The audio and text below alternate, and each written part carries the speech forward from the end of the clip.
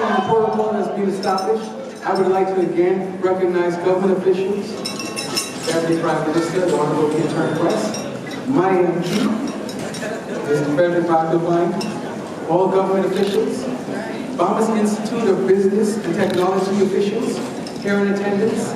Good afternoon. So class of 2019, you all reach?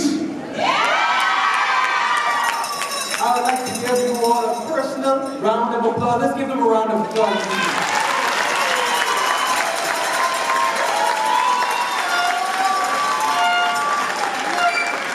It is an honor to be here with you all this evening.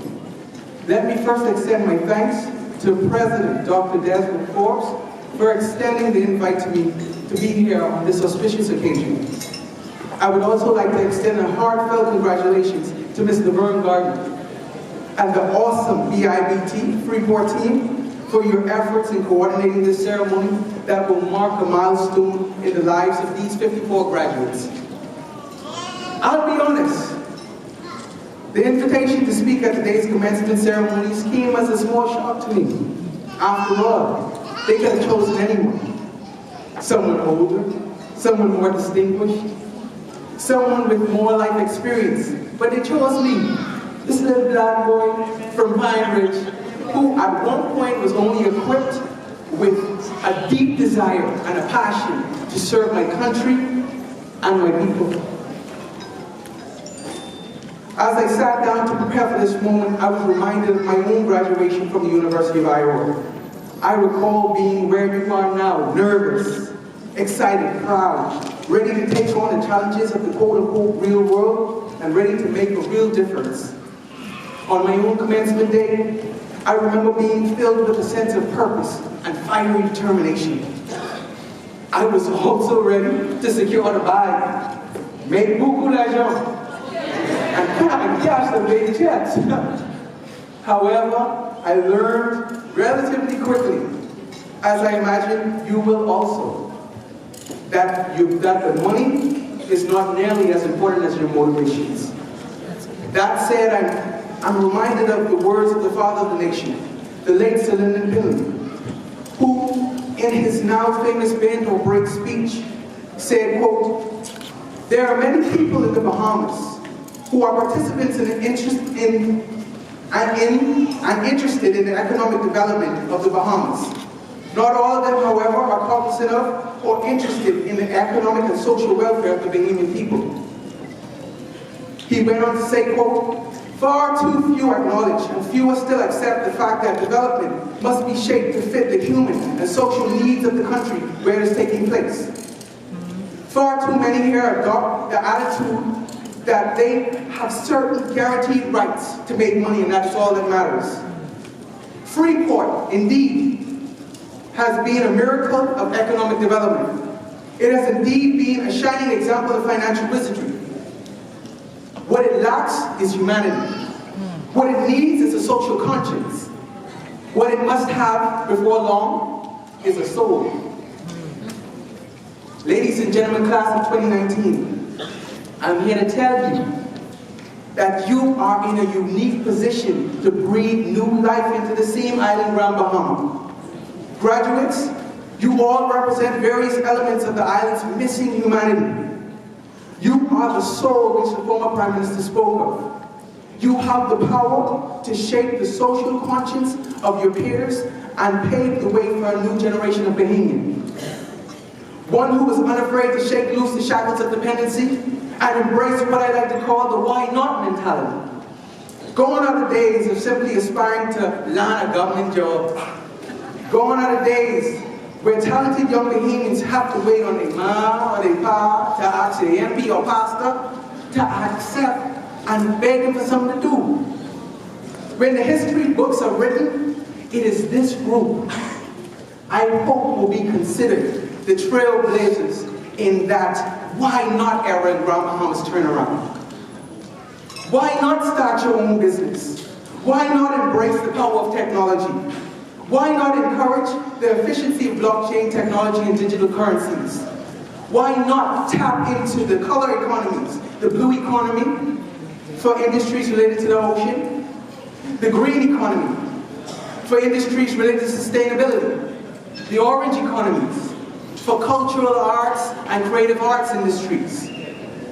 By now you're probably thinking, Omar, that's all well and good. You're thinking, yes, we know Grand Bahamas is full of potential, but the question is how? How do you use what you've learned at this great institution to move the needle, to push the boundaries, to shape the future? Drawing from my own personal experience, there are 4 basic tenets I would like to share with you today that I hope will unlock the untapped potential in yourself, in your peers, and in the wider community. Graduates, y'all still with me? Okay. The first tenet is be yourself. Sounds simple enough, right? But the trick to being yourself is that you must first know yourself. It's very easy to get caught up in the roles that we play. Some of us are parents. You are also sisters, brothers, daughters, and sons. But those are merely roles which you play. What I want to know, what you should work to figure out, is the more poignant question: who am I really? Who you are?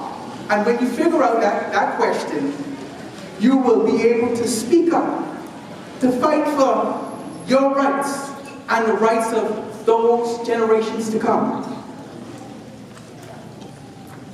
Class of 2019, this is the first step to moving the needle. The second tenet is to know your Constitution. Now, I'm often asked, what does knowing your Constitution have to do with anything? My answer usually is, our Constitution is the bedrock upon which we are collectively and our national identity stands on. It is the foundation upon which all of our laws are built. Next to the Bible is an 8-chapter book which all Bahamians should study. Restoring the soul of our city, our island, our country requires that Bahamians know and understand those established precedents that we were founded on. I took note that the mantra of this institution is pursuing knowledge, applying wisdom. I'd say the slogan is most appropriate in relation to the tenet. I encourage all of you to get to know the Bahamas Constitution, study it, work to understand the laws that govern us, so that you're able to use those laws to defend your rights and the rights of future generations of Bahamians as well. The third tenet is to grow where you're planted. Ladies and gentlemen, I have good news and bad news. I have worse news and even better news. The worst news is that in many ways this generation, for lack of a better phrase, is being dumbed down, groomed to follow, to fit in, and most heartbreaking to me, being made to conform. Case in point, almost everyone in this hall, I'm sure, has either one or a few social media accounts. From Facebook to Twitter to Instagram. Every single one of those social media networks has a metric to track who follows you, who you follow, and measure how much of your fake friends, yeah, I see it, your fake friends, like what you post and like you. Sadly, many of us are being taught to gauge our value and our worth on how much people follow us. The bad news is that we live in an age of instant gratification, where we want it all and we want it now. We are impatient, and it has made some of us lazy. It has made us less inclined to work hard. Instead, many of us become more interested in the shortest distance to the finish line. But remember, I told you I had some good news. The good news that I'm blessed to share with you today is that we are all seeds, strategically planted here in the greatest little country in the world by our divine Creator. Each of us possessing a one-of-a-kind plant within us, meant to grow and flourish and to make whatever spaces we inhabit more beautiful. That's right. That's right. The even better news is that your uniquely created self has been predestined to bring forth a special, one-of-a-kind fruit. Graduates, Make the decision to grow where you're planted. And trust me, millions of people will come to seek out your tree. That's right. To pick your fruit which you produce, because only you have the power to produce it. The Bible, in the book of Matthew chapter 7, tells us, by their fruit you will recognize them. Are you growing where you're planted? Is your tree bearing fruit? Graduates, what kind of fruit will you be known for? The fourth and final tenet is this. Your network will determine your net worth. I'll say that again. Your network will determine your net worth. If you think about it, a network in whatever context you apply it is a critical element. OWN is Oprah Winfrey's television network. Not only is it worth billions, but she's able to influence the lives of countless viewers who tune in. Most of your homes, more than likely, have a Wi-Fi network so that you can be connected to the World Wide Web, work from home, or just operate your smart devices. BTC and Alive both operate mobile telecommunication networks, which help keep us in constant communication with each other, no matter where we are in the world. But let's just get deeper into this mobile telecommunications analogy for a moment. Well, most of us, we fall into two different categories. Either you're an iPhone user or an Android user. For show of hands, graduates, how much of you own an iPhone? Okay, how much of you own an Android device? Okay, and even though these phones, they help us to do the same thing, but they operate on two different systems. iPhone users know that they operate on iOS. Android users know that they operate on AOS. Everybody still following me? Yes, my friend. Now I want to let you in on a little secret. Graduates, you are your own personal operating system. I say that again. Right. Graduates, you are your own personal operating system. I say that because the way you think, the way you process and program your body to do certain things are all part of the operating system that you have developed over time. My question now is, what kind of network is your operating system working on? What does your network look like? Is it strong? Does it allow your OS to run at full capacity? Or is it lagging? Can you recall memory instantly? Or is your operating system due to drinking or smoking constantly buffering? Are you running your life? Are you running your life on a 3G or a 5G network? The strength of your network will determine whether or not your device, i.e. you, can perform at your optimum levels. Similarly in life, who you align yourself with will determine how far you are able to propel yourself.